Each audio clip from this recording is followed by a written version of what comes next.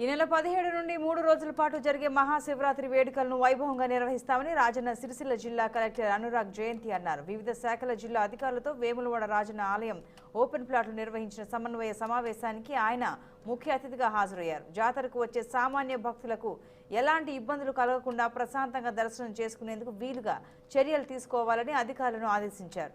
జాతర సందర్భంగా 850 ప్రత్యేక బస్సులు ఏర్పాటు చేసినట్టు కలెక్టర్ చెప్పారు. ముఖ్యంగా పారిశుద్ధ్యం, మంచినీటి సౌకర్యం కల్పించాలని అధికారులను ఆదేశించారు. అన్ని శాఖల అధికారులు సమన్వయంతో జాతరను విజయవంతం చేయాలని కోరారు. మరోవైపు జాతర సందర్భంగా 2000 మంది పోలీసులతో బందోబస్తు ఏర్పాటు చేసినట్లు జిల్లా ఎస్పీ అఖిల్ మహాజన్ చెప్పారు. నమస్కారం.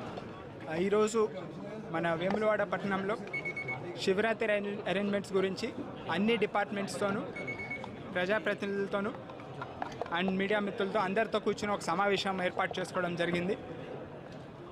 ముఖ్యంగా వేములవాడ శివరాత్రి అనేది ముఖ్యమైన పండుగ అండ్ దాన్ని రాష్ట్ర ప్రభుత్వం మంచిగా నిర్వహించాలని మొన్న 2 రోజుల క్రితం గౌరవ మంత్రి గారు కూడా దీని మీద రివ్యూ పెట్టుకొని ప్రజలకు ఇబ్బంది కలగకుండా మంచి ఏర్పాట్లు చేయాలని ఆదేశించడం జరిగింది.